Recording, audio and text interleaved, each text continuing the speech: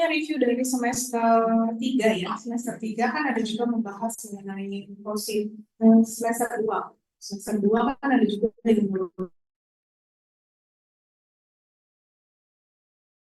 jadi kan kita kalau mau membahas mengenai respon imun, ini kan blok hematologi. Jadi di dalam blok hematologi kan kita akan membahas sel. Kita membahas sel kan bukan hanya sel darah merah, tapi kan masih ada juga sel darah putih atau leukosit. Jadi leukosit itu kan bukan hanya yang untuk melawan mikroorganisme kuman, bisa hanya untuk membersihkan ya misalnya makrofag, bisa untuk memberikan reaksi alergi ya misalnya limfosit, mast cell, bisa macam-macam fungsinya, bisa untuk reaksi autoimun dan lain-lain. Jadi respon imun itu sebetulnya tidak selalu lewat sel, cuman kita kan mau mereview bahwa respon itu ada beberapa jenis. Di 2.3 dulu sepertinya udah jalan, 2.3 itu sekarang 2.f ya.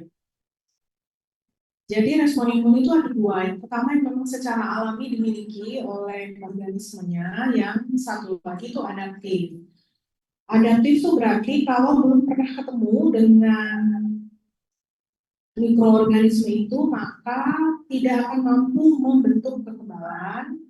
Tapi setelah sekali ada respon imun, baru akan dibagi menjadi dua. Terbentuk kekebalan, jadi kalau ketemu mikroorganisme yang sama, tidak sakit lagi yang sama, atau meninggal. Ya kan cuma dua ya. Bisa kalahkan mikroorganisme itu atau tidak. Kalau tidak ya berarti kan organismenya meninggal. Ada masalah?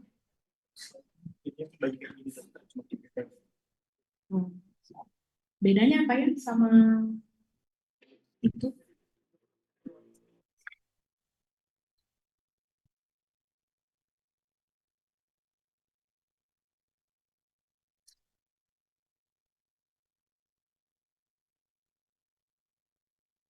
Itu kan kelihatannya bagus satu persatu.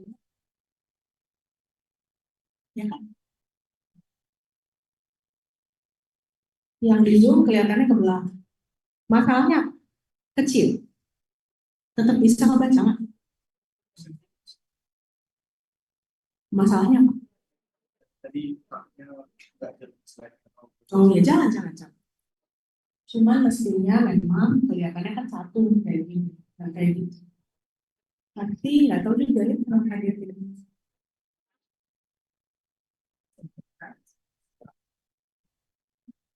Kalau kayak gini kan kalian nanti mungkin nggak lihat apa-apa jadi. Ya enggak.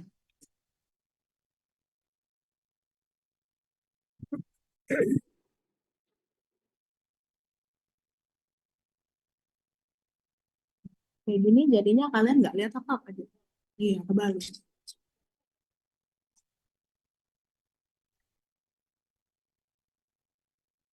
Soalnya kalau pakai Zoom dia gambarnya pecah.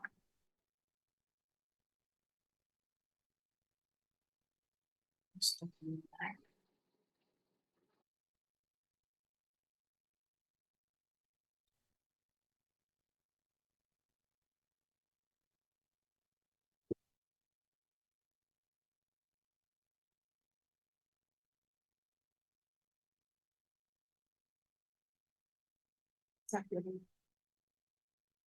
Jadi tertukar.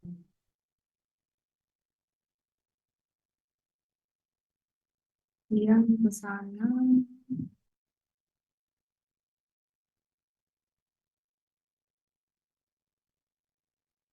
Zoom ini nggak usah dipakai, nggak bisa.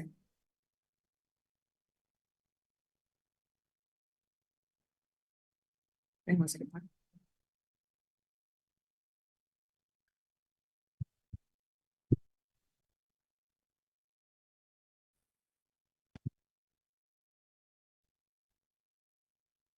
Sekarang jadi nggak muncul sama sekali.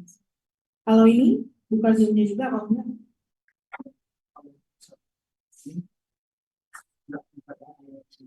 Ini Zoom-nya masih masuk kan? Udah bukan. Kalau memang nggak pecah, muncul.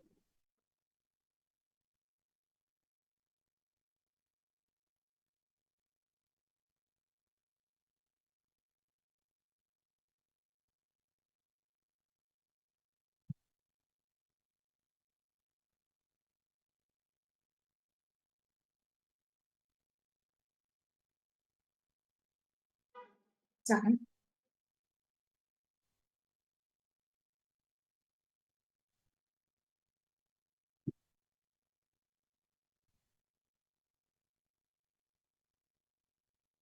Ada. Ada. Jadi kalau misalnya kita melihat ada mikroorganisme yang dimasukkan ke dalam tubuh suatu organisme, maka ada dua pilihan. Ada respon imun yang secara alamiah, jadi mikroorganisme tersebut, mikroorganisme artinya hidup ya, jamur, virus, bakteri, atau protozoa atau parasit. Antara itu. Bisa juga dia antigen yang tidak hidup, misalnya serbuk bunga atau butiran asam atau butiran-butiran polutan, misalnya kalau kerja di pabrik. Jadi tidak selalu hidup. Tapi anggaplah mikroorganisme yang hidup, misalnya mikroskopis dan hidup. Jadi antigen yang hidup. Bakteri, virus, jamur, maksudnya dia organik. Bukan yang organik, misalnya silika atau senyawa-senyawa, misalnya parfum yang bikin gatel gitu. Kita anggap antigen yang mikroorganisme dulu. Ada dua pilihan. Kalau dia masuk ke dalam satu makhluk hidup, bisa betul-betul langsung diberantas, habis dengan sistem imun yang alami. Bisa juga dengan sistem imun yang adaptif, harus dipanggil dulu sel-sel ini untuk memberantas mikroorganisme. Atau sel imun membentuk antibodi baru memberantas mikroorganismenya. Ya. Kalau yang secara alami, biasanya orangnya nggak sakit. Tapi kalau yang sudah adaptif, itu akan ada gejala. Yang adaptif itu ada gejala. Jadi sebetulnya seperti tadi saya bilang, antigen itu adalah substansi asing apapun dapat mencetuskan respon imun di saat muncul di jaringan tubuh hewan yang rentan. Terakhir kita tahu ternyata tumbuhan juga sih. Misalnya kalau ada yang keluarga kalian yang pernah punya atau pernah bekerja di atau pernah diajak melihat di pohon karet, kalau dibeset itu kan lama-lama berkoreng batang karet itu sambil meneteskan karet sedikit. Jadi sebetulnya kan respon imun itu kan seperti kalau kulit kita tuh jadi koreng. Jadi sebetulnya bukan hewan, cuman kalau di dalam tumbuhan dia biologinya di dalam. Kalau kita di hewan, maksudnya di manusia dan di makhluk hidup lain, kita bilangnya antigen yang mencetuskan respon imun. Seperti yang tadi saya bilang, bisa mikroorganisme hidup, bisa juga enggak. Sifat-sifatnya satu, antigen itu punya berat molekul yang besar, umumnya berat molekulnya besar, umumnya ya. Kedua, berupa protein atau polisakarida, biasanya protein. Bisa jadi juga yang lain, misalnya glukosa atau asam lemak atau apa gitu, untuk yang hipersensitif misalnya. Jadi bukan reaksi imun, tapi reaksi alergi.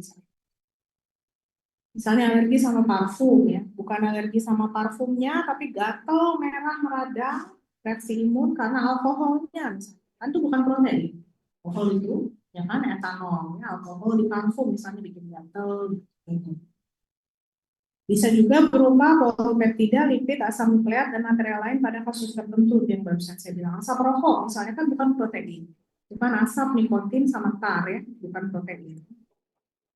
Dan dapat terikat dengan antibodi. Enggak semuanya, bisa jadi misalnya dia mikroorganismenya segini, dan keikatan sama antibodi cuma ujungnya aja gitu, belakangnya tidak. Berkaitan itu namanya epitop. Terus kalau antigennya itu mikroba, kita bilang dia bersifat antigenik karena antigennya sangat banyak. Misalnya virus, mulai dari kapsulnya, amplopnya, atau casingnya, kalau kita bilang misalnya hepatitis B. Hepatitis B itu ada virus hepatitis, misalnya ada amplopnya, ada isinya, ada kalau protozoa misalnya ada flagelanya. Jadi ada banyak bagian-bagian dari mikroorganisme itu yang semuanya bisa jadi antigen, nggak harus full satu organismenya, bisa sisanya aja sedikit. Misalnya nanti kalau misalnya mau koas atau kalaupun bukan mau koas tapi misalnya tidak bukan untuk mahasiswa kedokteran, keperawatan dan nakes di luar misalnya orang awam yang bukan nakes tapi mau hamil atau misalnya mau periksa hepatitis di badannya. Nanti ada hepatitis S, ada hepatitis surface antigen, yang mana tuh amplopnya aja, ada hepatitis antigen yang lain-lain. Jadi maksudnya tidak harus full satu mikroba itu jadi. Ya. Jadi sekarang sesuatu itu dianggap antigen atau bukan, itu tergantung perkenalannya si sistem imun.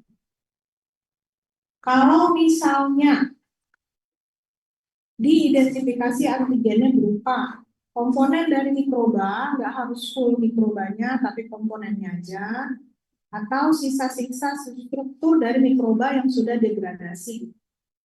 Contohnya, misalnya kamu beli sesuatu yang ada kumannya sedikit, dan itu dimasak di rumah dipanasin lagi, sebetulnya kumannya mati dan sudah hancur, tapi ketika masuk perut tetap diare misalnya.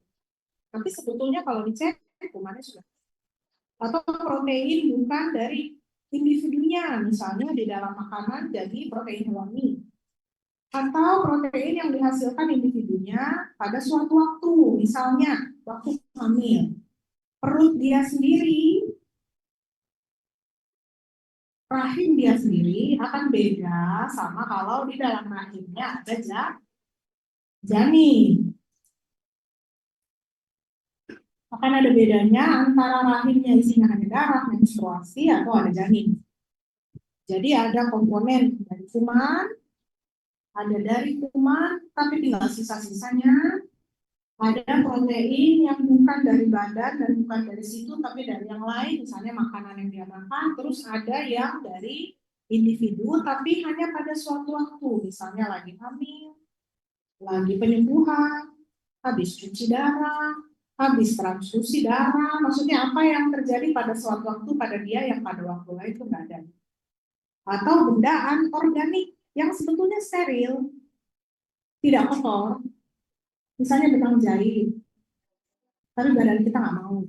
Atau pada beberapa wanita yang mungkin pakai KB, tapi KB-nya itu spiral, kan pasti bersih, pasti steril. Tapi kan spiralnya itu memang di dalam rahim, intrauterine device, di dalam rahim.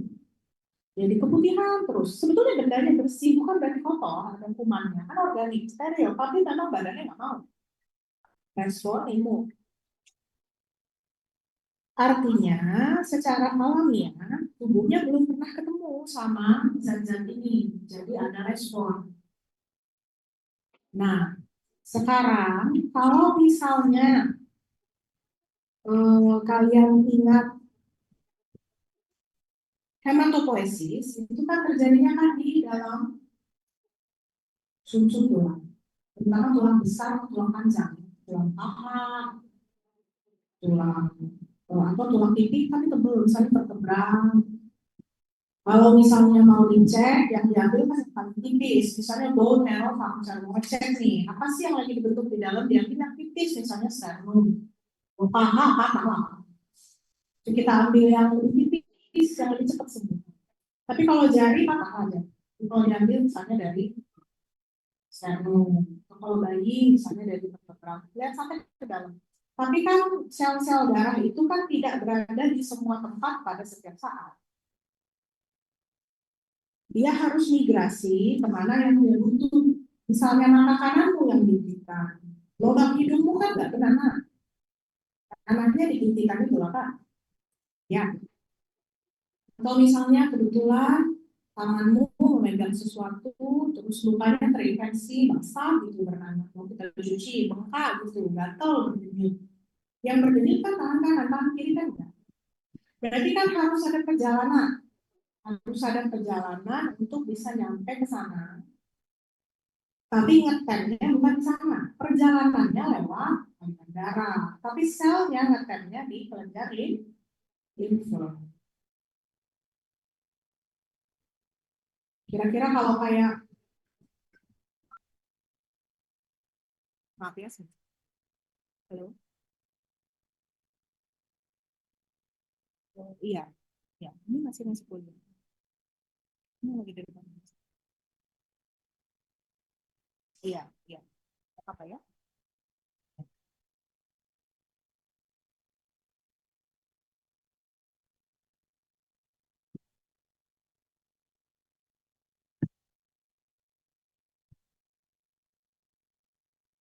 Jadi ibaratnya kalau terminal, misalnya memang harus jalan, si angkotnya atau opletnya itu lewat jalan-jalan tertentu tuh aliran darah. Tapi kan dia harus tersedia, matang, ngetemnya di terminal itu di kelenjar-kelenjar limfe.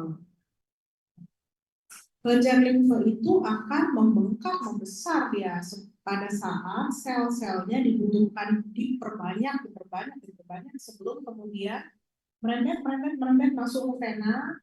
Namanya masuk ke vena kan pasti ke jantung. Barulah dipompa ke seluruh tubuh tergantung di mana dibutuhkan.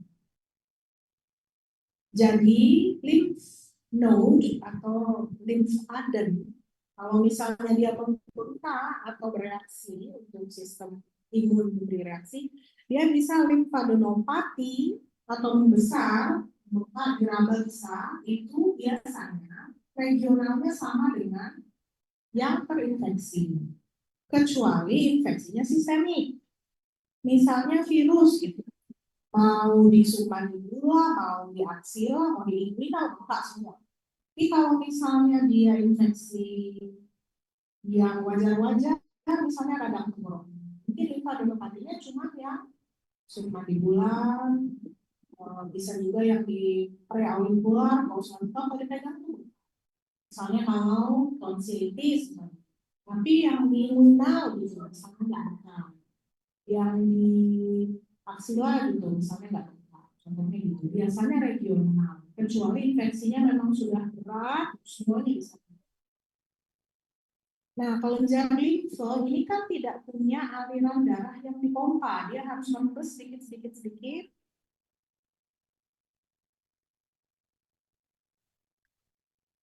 Dia harus merembes sedikit dari aliran kelenjar limfe ke kapiler-kapiler secara pasif terbawa ke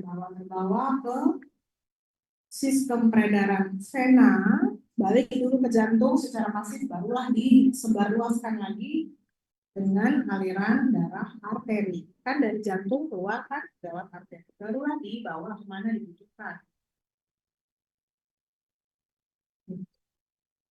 Nah, migrasinya ini kalau misalnya tidak dibantu dengan sitokin itu tidak terjadi karena dinding pembuluh darah sebetulnya itu ketat, nggak bisa bocor. Plasma aja harusnya nggak bisa bocor, apalagi sel-sel imun. Jadi kalau memang bisa migrasi, pindah nih antara pipa satu ke pipa lain itu dijeblos untuk pindah, maka itu mungkin terjadi dengan bantuan sitokin dan itu rasanya sakit, pegel, demam, nyeri, bulu semuanya.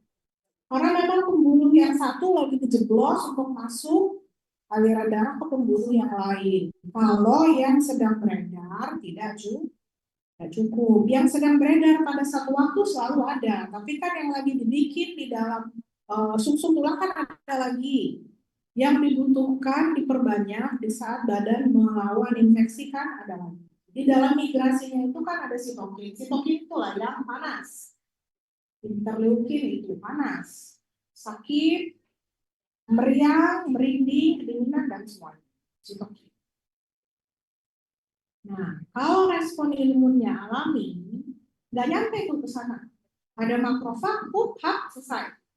Nggak jadi ada respon imun. Itulah namanya kekebalan yang sebenarnya. Ada makrofag, ditangkap, dan selesai. Cuma makrofag kalau misalnya sudah memakan sesuatu atau fagus itu kan kalau di dalam bahasa Latin maksudnya makan. Kalau sudah di lahapnya sesuatu, pasti kan dilepas lagi. Mungkin lisosol bisa bikin lisis pelan-pelan hancur, tapi pasti ada sisanya. Ibaratnya kalau makrofag ini makan rambutan, dia pasti indahkan bijinya. Bijinya itu dia pamerkan. Aku habis makan rambutan. Jadi dia mempresentasikan bahwa aku habis makan rambutan. Itulah namanya antigen presenting cell. Kata makrofag, aku habis makan rambutan. Kalau misalnya rambutannya habis, ya sudah, nggak perlu sampai dipamerkan bijinya. Tapi makrofag akan pamerkan, walaupun orangnya sampai nggak jadi sakit. Kenapa? Karena akan diseserahankan ke limfosit T dan limfosit B supaya kekebalan terjadi, walaupun nggak pernah ketemu lagi dengan itu. Jadi kekebalan sebenarnya dibuat. Kalau menang, sehatlah. Kalau kalah, meninggal. Outcome-nya cuma dua. Kalau tadinya dipresentasikan ke limfosit T dan limfosit T-nya kemudian membagi, pertama dia matangnya di thymus, Aggregan Jarvinus, itulah limfosit T. Atau dia matangnya di bone marrow. Di bone marrow itulah namanya limfosit B. Jadi limfosit B matang di bone marrow, di sumsum, limfosit T matang di thymus, tapi ngetemnya tetap di limfonodi, barulah dibawa ke seluruh tubuh. Yang paling penting dalam hal memanggil-manggil dan menyediakan sitokin untuk memanggil sel-sel lain itu cluster of differentiation-nya tuh ada CD2, CD3, CD4, CD7, CD8.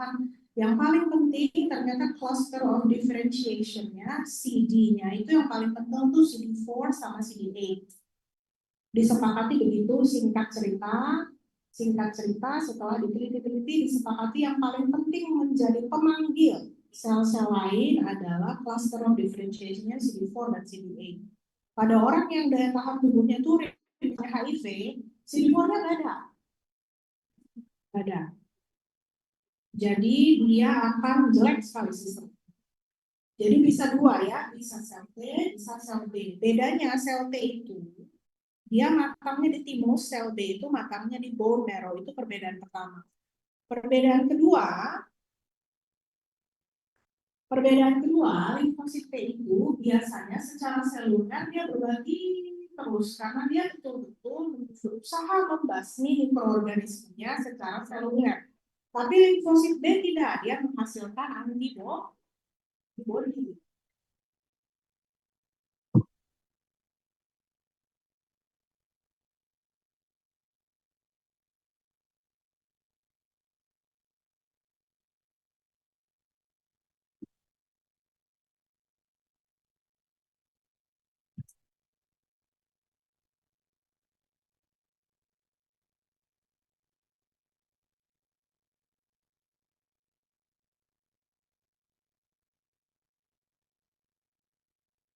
Jadi tadi yang saya jelaskan ya, yang saya jelaskan barusan, inilah kata-katanya.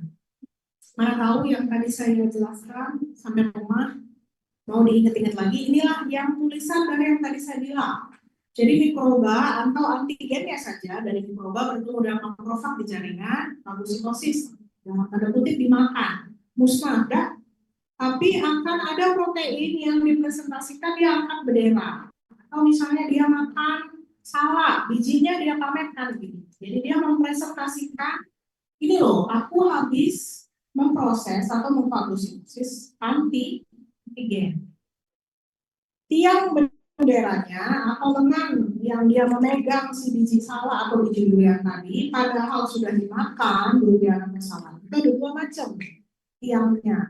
Namanya major histocompatibility complex atau MHC, ada kelas 1, ada kelas 2.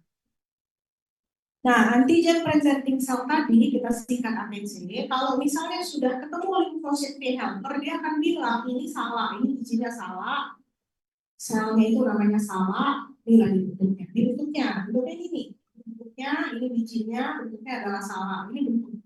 T helper akan diferensiasi jadi banyak. Kenapa bisa? Karena ada sitokin yang mengkomunikasikan itu. Mulai dari T helper, T regulator, natural killer cells, memory cells, makanya demam. Kalau infeksi ini terjadi secara alami, maka ini akan butuh waktu sampai lebih dari 96 jam.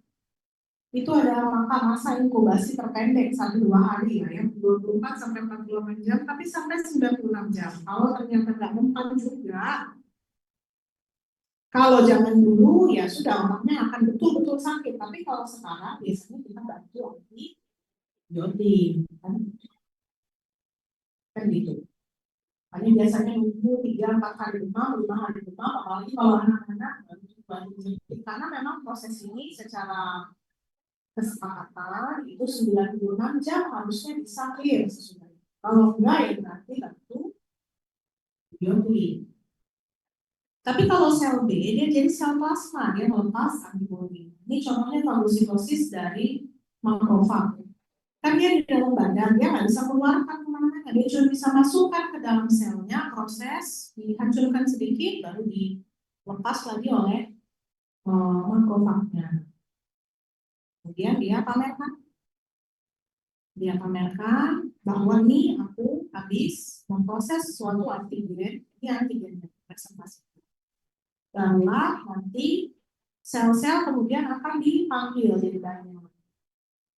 Kalau fungsinya sudah selesai, entahlah cuma sekedar ngasih sitokin untuk manggil sel lain atau untuk memfagosit kuman yang masih ada terus mati, atau kemudian belah-belah kemudian mati, sel darah putih yang sudah mati akan tetap berwujud, ada wujudnya, dikeluarkan oleh tubuh kita kalau bisa.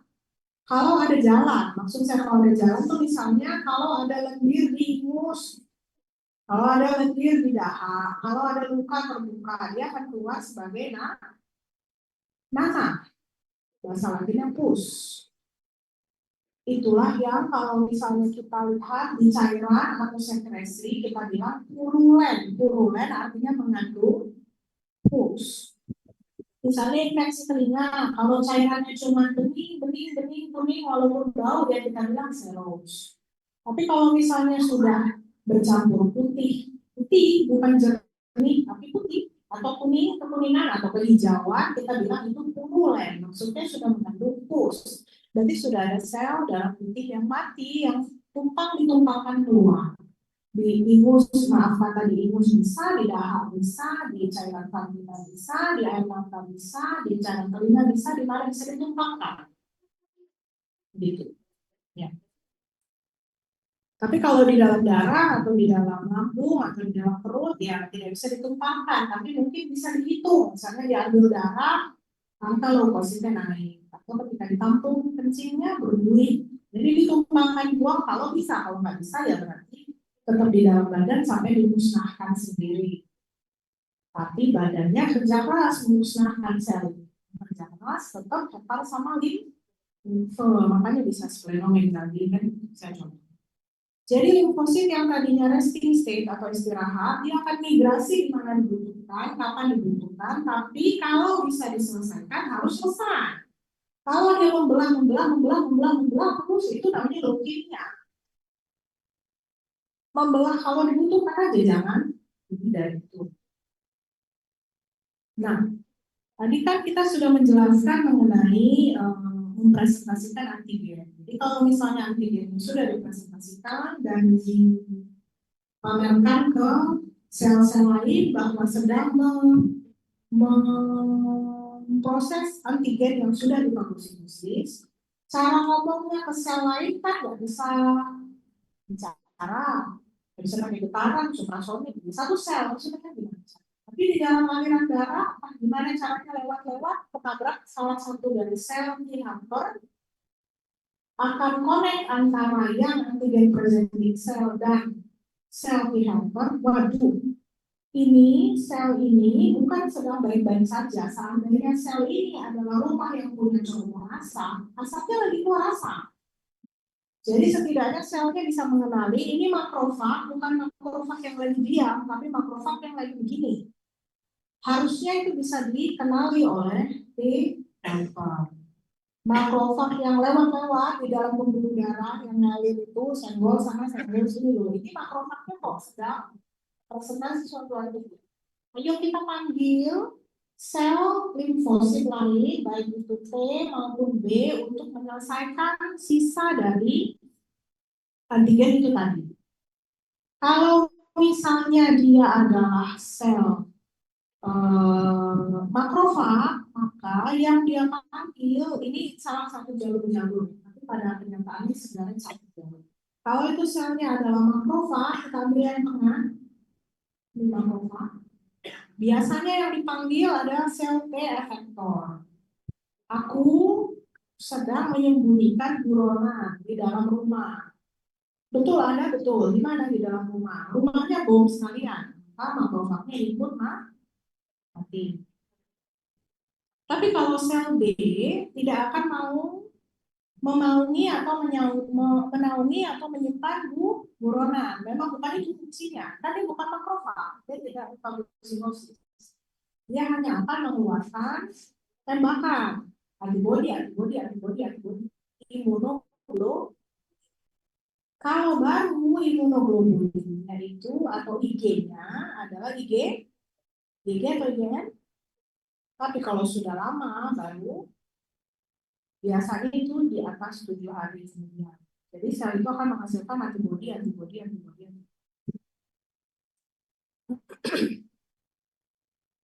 Jadi ini sudah lama diperdebatkan apakah kita mau ini dulu bloknya baru infeksi atau infeksi dulu bloknya baru ini. Dulu lama itu diperdebatkan. Ya lanjut. Jadi kalau misalnya itu ada sel dendritik yang paling atas, biasanya responsnya adalah sel efektor T yang untuk lima. Jadi makin banyak membelah gitu. Ngilu sampai ke tulang-tulang karena di situ dia dibuat. Kan di dalam sumsum tulang dia dibuat sampai sendi sakit semua. Ya. Oh.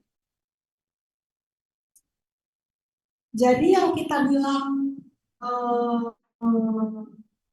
respon imun yang humoral adalah ini.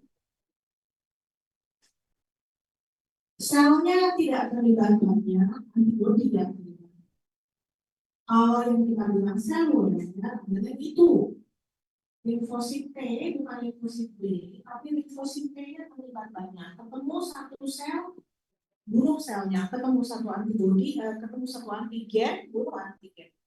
Ketemu antigen yang sudah terlumpuhkan oleh antibodi, dibunuh sama-sama. Jadi dibasmi. Tapi kalau limfosit tapi kalau respon imun yang B, yang humoral, yang limfosit B itu antibodi saja yang dikeluarkan.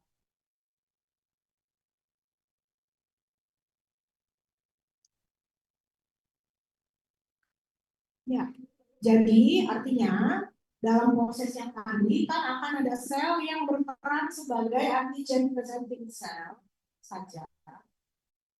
Akan ada chemokine yang berproses untuk kemotasis, yang akan ada proses inflamasi, akan ada proliferasi dan diferensiasi dari sel T dan sel B. Proliferasi itu maksudnya diperbanyak. Diferensiasi artinya pematangan. Tadinya sel T helper, T natural killer, T regulator dan memory cells dan sel B gabungan berbentuk fus. Dan inilah dia keluarnya kan dari sumsum. Ini siapa ya ini ya? Monoposis. Ada kan? Inilah respon humoral. Jadi di dalam sumsum tulang atau kalau belum lahir anaknya, kalau masih fetus atau janin itu di dalam liver. Di dalam liver itu kemudian akan datang di perifer, langsung ke perifer dari bone marrow sel B. Kemudian baru fungsinya kalau mau ngetem bisa di timus atau bisa di lymph node atau di limfologi. Kalau ternyata dibutuhkan banyak, baru atau timus dan matang yang timus itu limfosit. Nah, tadi yang saya jelaskan kan antigen presenting selnya adalah makrofag. Pertanyaannya, kalau misalnya selnya yang sakit,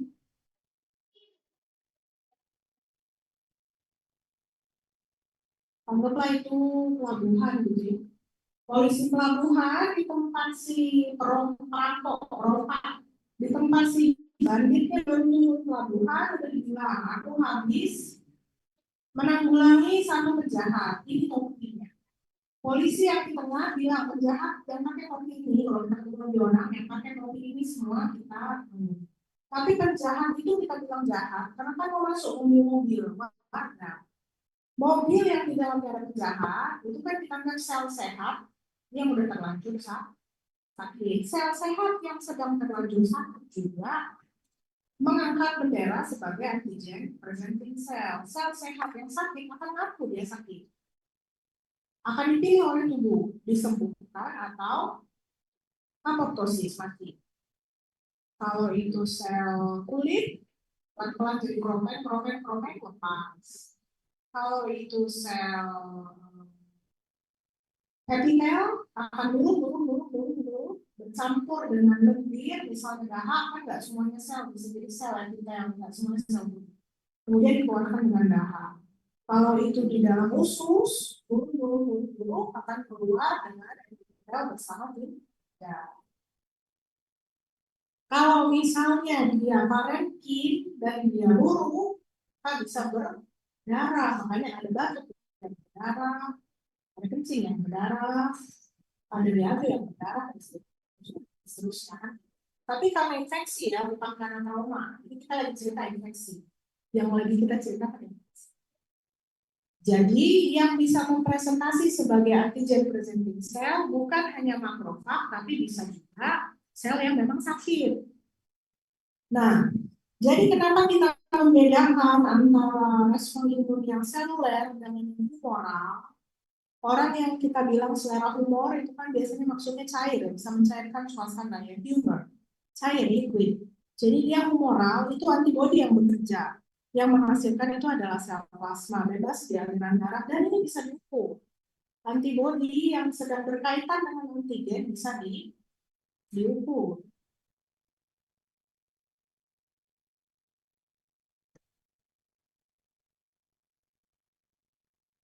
Ada yang pernah dicurigai sakit tipes atau tifoid, darah, mungkin waktu demam ada.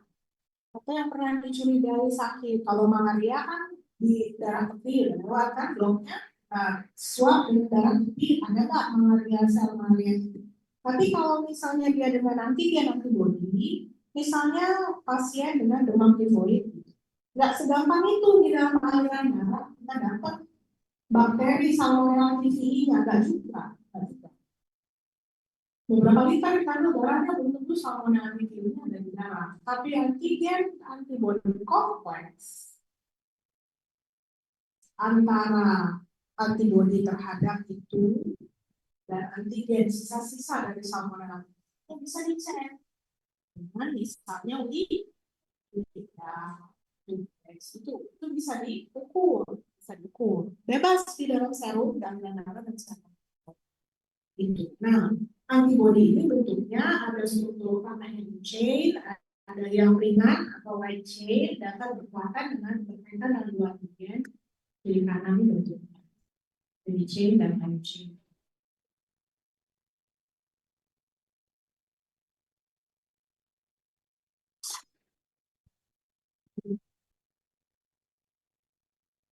Caranya adalah untuk melumpuhkan. Kalau itu virus atau bakteri untuk dilumpuhkan oleh antibody supaya dia bisa mengumpat satu diharapkan membrannya pecah jadi mati atau dia saling bergumpal aglutinasi atau dia presipitasi mungkin untuk yang anorganik contohnya serbuk-serbuk polusi silika atau serbuk-serbuk asap atau serbuk-serbuk asap knalpot misalnya sesuatu yang anorganik tapi antibodinya tetap akan berusaha mengumpulkan kemudian akan dipermudah untuk difagositosis kalau masih bisa. Kalau nggak bisa ya selnya lisis sambil kehancuran dengan mudah-mudahan hilang sendiri oleh Cuman proliferasi dari sel ini itu tadi dia pakai sitokin, interleukin, interleukin 4, 5, 9, 13 sampai sakit. Kemudian ini akan menghasilkan memori. Jadi kalau tadinya butuh waktu 7 hari, mungkin besoknya butuh waktu 5 hari, mungkin besoknya cuma butuh waktu kurang dari 24 jam, karena kalau mikroorganismenya sama, maka tubuh kita bisa membuat memory cell. Inilah yang dimanfaatkan oleh vaksin. Diperkenalkanlah satu antigen dan kita akan memproses makrofag yang lewat. Nah ini ada lagi yang baru. Kemudian diinfeksi lagi ke tubuh kita, tapi insya Allah harapannya yang betul-betul jadi target organ, misalnya vaksin meningitis itu. Ya jangan sampai sel meningitisnya ikut sakit, karena kan sudah ditentukan virusnya, ceritanya begitu. Tapi makrofagnya kan tetap tahu itu antigen. Jadi makrofagnya tetap mempresentasikan ini adalah sel. Kalau misalnya makrofagnya kewalahan, sel T dan sel B harus dipanggil dari berbanyak, haruslah kan gunanya untuk bikin memori sel. Makanya sekuat-kuat apapun orang yang divaksin, walaupun sedikit akan demam atau meriang. Karena si tokinnya harus manggil. Kalau enggak vaksinnya jangan-jangan nggak jadi. Gitu. Jadi boleh makrofagnya saking kuatnya memberantas semua antigen yang masuk, tapi bukan virus hidup, karena kalau kalah ya ini sebenarnya nggak jadi kontrol. Tapi kalau misalnya kan sendiri sudah. Tapi kalau misalnya dia makrofagnya disodorkan menjadi antigen sebagai antigen presenting sel, tapi nggak terbentuk memori di selnya karena suatu alasan, ya berarti vaksinnya nggak jadi. Nggak jadi, vaksinnya nggak jadi. Ya bukan berarti, makanya kadang-kadang ada nakes yang bercanda tentang COVID, gak apa-apa lah demam meriang, nanti vaksinnya jadi. Ya di satu sisi ada betulnya, di satu sisi ya. Tapi ya harapan kita kan orangnya jangan sampai betulan sakit. Nah itu artinya hanya sel-sel yang bertindak sebagai antigen presenting cell ya membuat sel B ingat, oh aku pernah terinfeksi misalnya.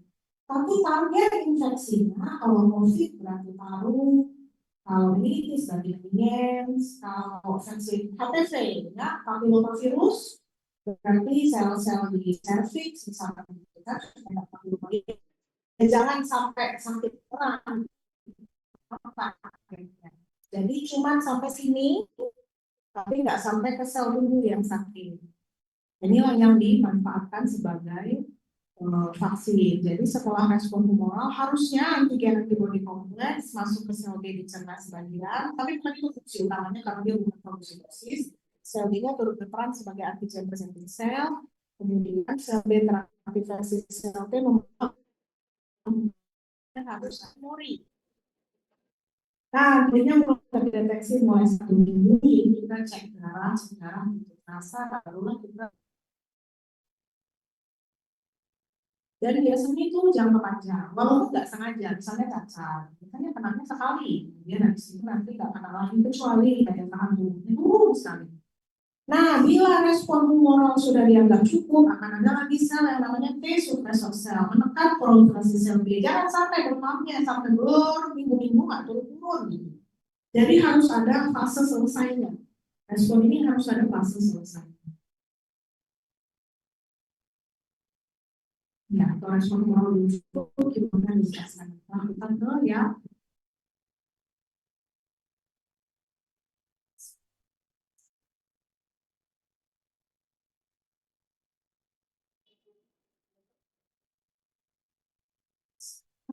Ya, formida yang sel T. Jadi Pak, durasinya di timus, ini slide-nya, ini gambarnya, misalnya, ini gambarnya. Jadi kalau yang tadi yang bawah merah kan kita bicara yang bawah, sekarang kita bicara yang atas. Sel mediated immunity. Ada perbedaannya sedikit, yang mana antibodi itu akan menghancurkan mikroorganisme yang di luar. Tapi kalau sel T akan menghancurkan sel T akan lebih berperan pada mikroorganisme yang di dalam.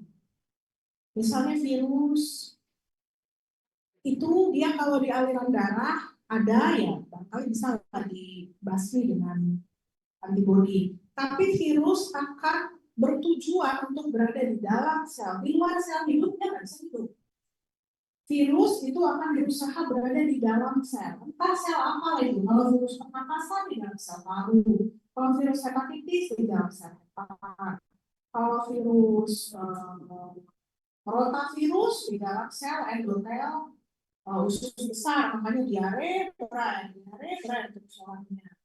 Kalau virus influenza di dalam endotel hidung, makanya berbendir terus. Jadi dia akan di dalam sel hidung. Antibodi mau kena harus ada sel T efektor yang pegangan sama sel itu dan bilang tolong mati. Itu namanya induced apoptosis oleh natural killer cell. Jadi selnya itu memang menaungi mikroorganisme di dalam selnya, tapi sudah mengangkat bendera bahwa di dalam rumahku memang ada penjahatnya. Lewat dalam pemeriksaan darah pasti ada, tapi tujuan dia sebetulnya di dalam. Nah, harusnya tubuh bisa membedakan dong. Ini sel yang memang mau dibasmi karena sudah terinfeksi atau ini sel yang sehat. Ini adalah dasar dari donor darah. Kita kan sudah cek golongan nih. Golongan darah AB yang donor AB, golongan darah A yang donor AB, ceritanya kalau golongan darah dia AB, harusnya badannya nggak punya antibodi untuk melawan antigen A dan tidak juga mempunyai antibodi untuk antigen B. Kalau dia egois susah dia, kan darahnya AB. Jadi dia bisa terima golongan darah apapun kan kita. Tapi menurut tubuhnya begitu dicek, ini proteinnya ini eritrosit bukan dari badan. Kalau misalnya eritrositnya tetap dibasmi karena dianggap antigen presenting cell ini antigen misalnya berlipat satu tetap ada reaksi itulah namanya reaksi transfusi misalnya. Jadi harusnya MHC kalau misalnya tadi makrofag yang benderanya kan MHC-nya kelas 2. Tapi kalau selnya sakit karena terinfeksi, sel tubuh bukan sel imun, sel tubuh. Jadi bukan angkatan bersenjatanya, tapi warga sipilnya. Warga sipilnya yang mengatakan memang ya sudah terinfeksi, baru harusnya sel darahnya bilang apa kamu apoptosis saja, berkorban demi negara. Tapi kalau dia belum terinfeksi ya harusnya enggak. MHC itu harusnya ada antigennya. Kalau nggak ada antigennya dibunuh juga, itulah yang namanya auto. Orangnya nggak apa-apa kok, nggak mengingatkan bahwa dia terinfeksi apa-apa kok. Kenapa tubuhnya mau ini kan? Jadi MHC kelas 1 itu semua sel yang bernukleus, sel sehat. MHC kelas 2 itu pada sel.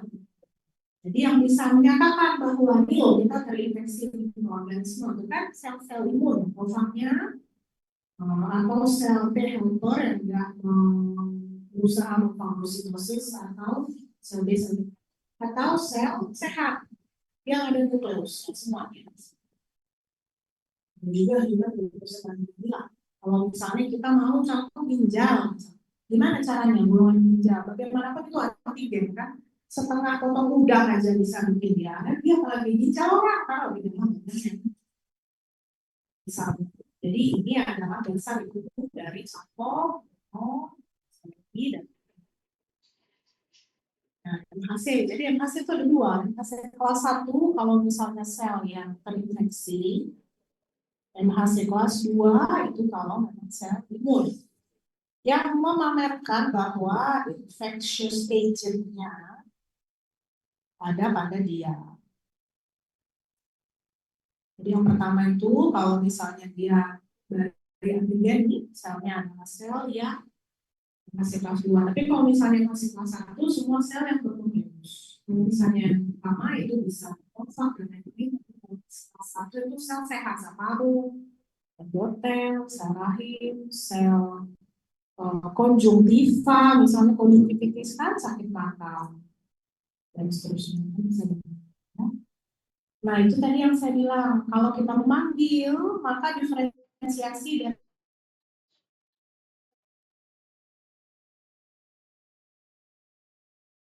mengekspresikan untuk memanggil sel lain, maka ada CD4, ada CD8, itu maksudnya komunikasi contoh sel-selnya ternyata fungsinya beda-beda.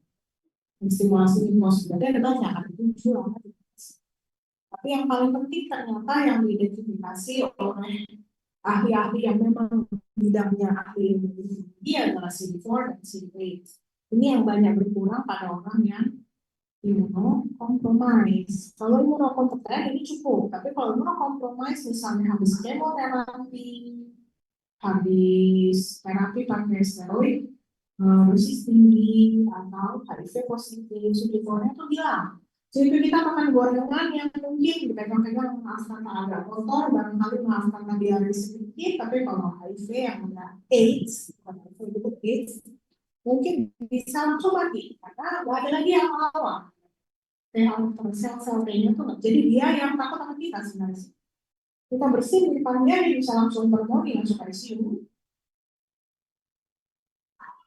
Sementara dia bersin di depan kita ya belum tentu kita HIV kan, belum tentu. Jadi macam gitu kan. Maksudnya kira-kira begitu, karena CD4-nya nggak ada. CD4-nya nggak ada. Jadi CD4 itu untuk memperbanyak sel B dan CD8, CD8, CD8 untuk memperbanyak sitotoksik T sel. Itu tadi dibilang terinfeksi, infeksi. Hasilnya pasang. Kelas 2 itu kalau dia makrofag dan lain-lain sel imun kelas 2. Tapi kalau dia memang sel tubuh, hasilnya masih kelas 1. Bukan penyebab. Kenapa kelas 1 dikasih? Dikasih nama aja.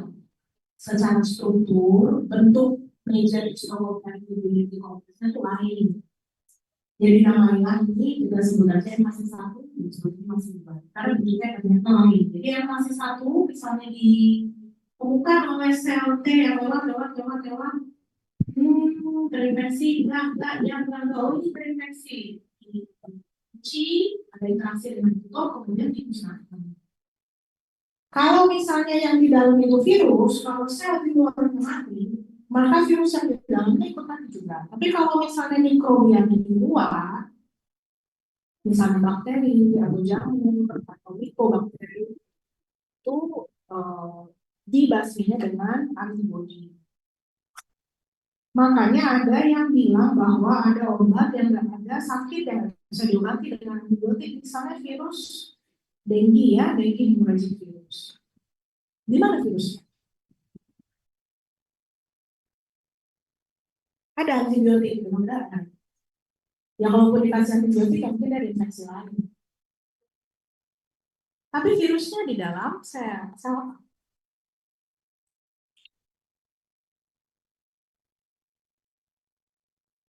Ini adalah contoh darah. Kita ambil darah orang. Ini aku lupa ini sakit apa ya. Kalau udah dipotong identitasnya, tapi kurang lebih ini hasil darah.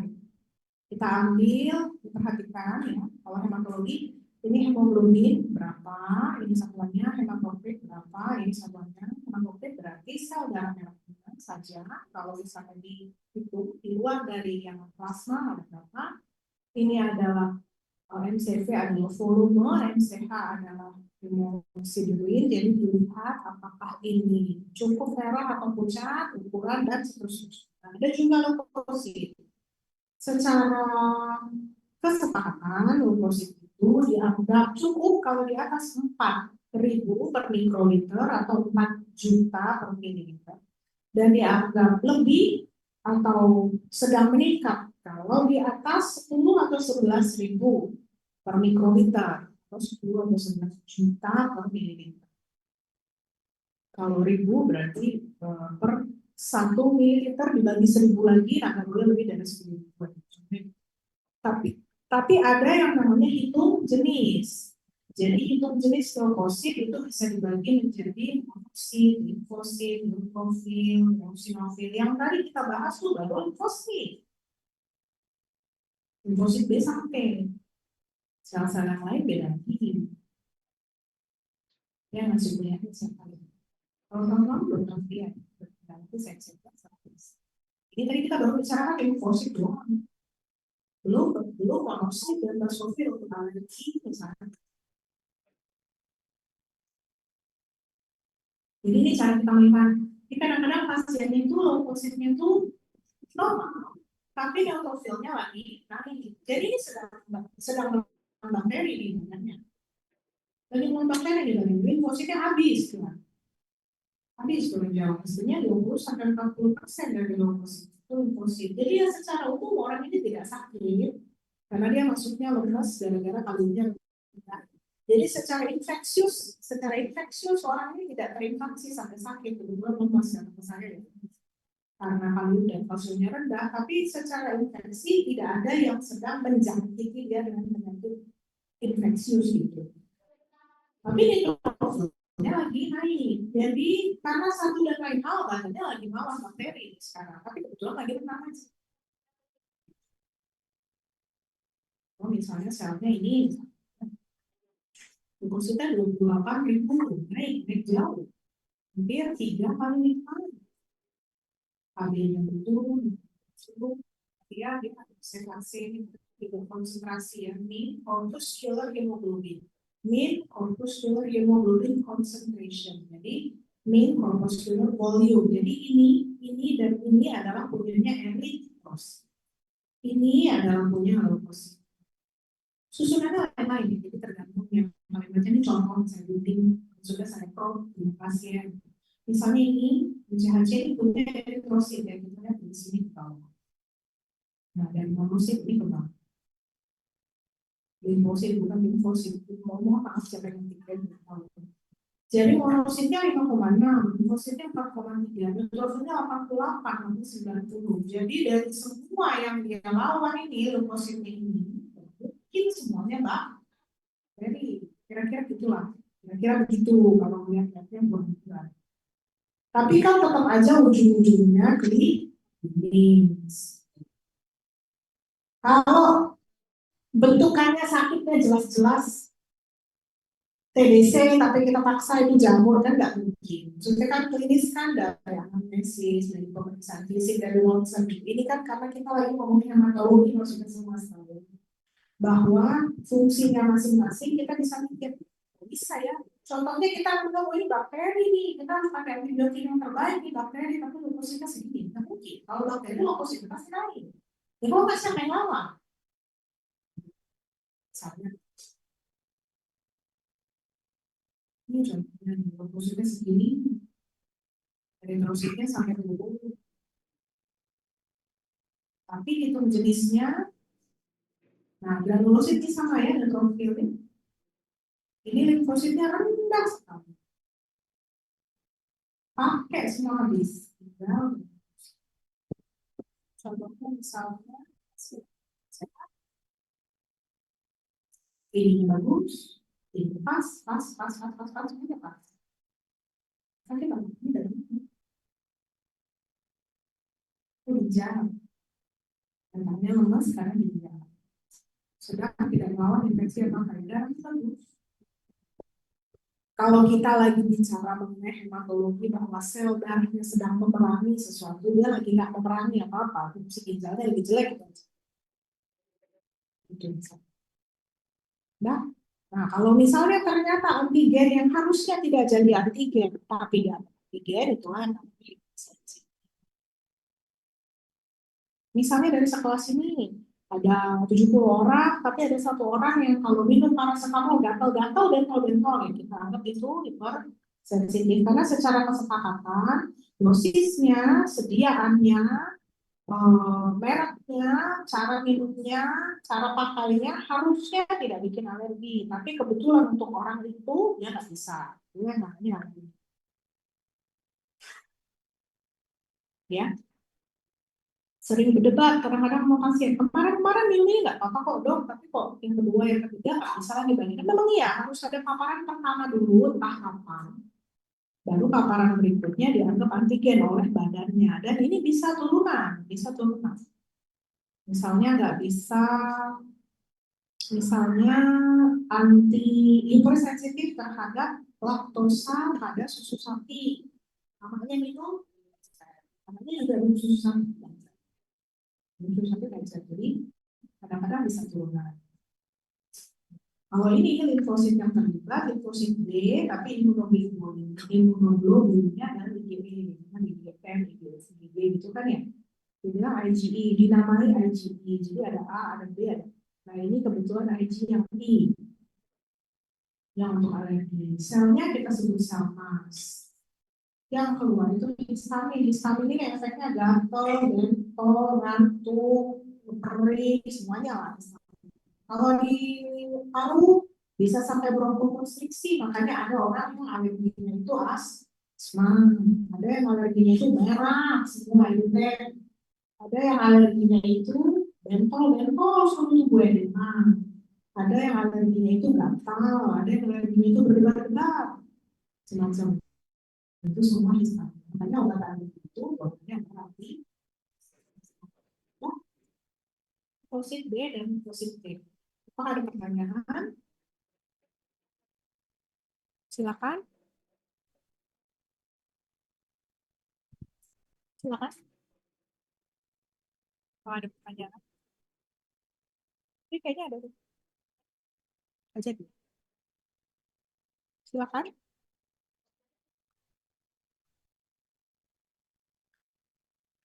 Hmm.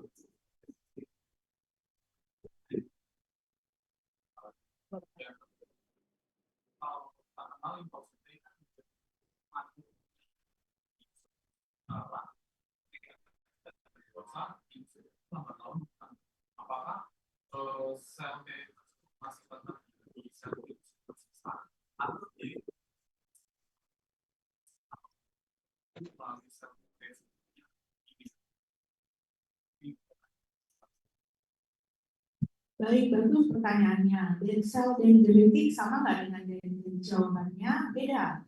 Dendrit itu sebetulnya nama jonjol.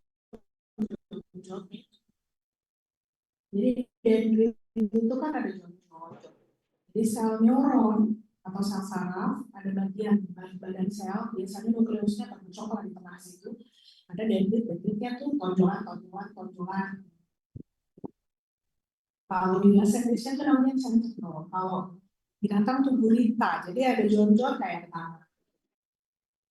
Oh, tapi dia sama sekali bukan sel neuron, dia makrofag. Dia makrofag, cuman jonjol itu dendritik, jadi kayak menjari gitu.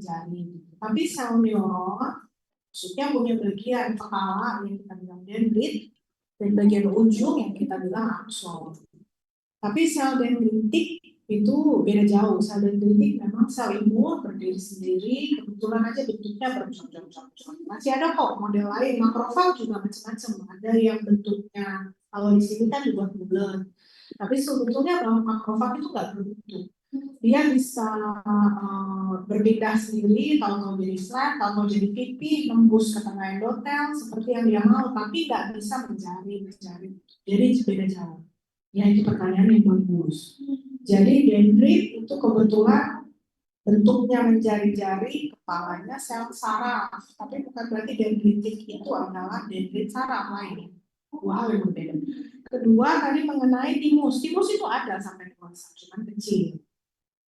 Timus itu ada sampai dewasa, cuman kecil. Jadi dewasa pun ada timusnya, dan memang maturasi tetap di timus, belum ke limfonoid, nggak bisa loncat, nggak bisa timus, tetap ke timus.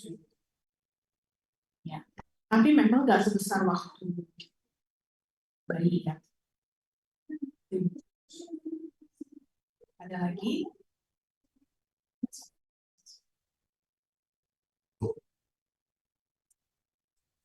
Ada lagi?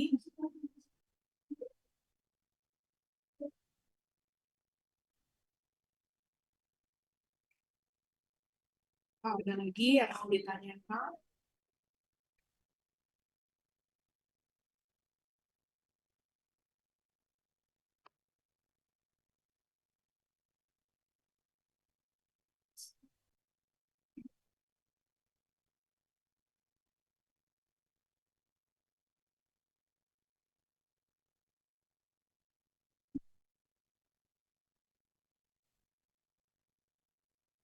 Wih, Ya, tinggal disebarin. Makanya minta.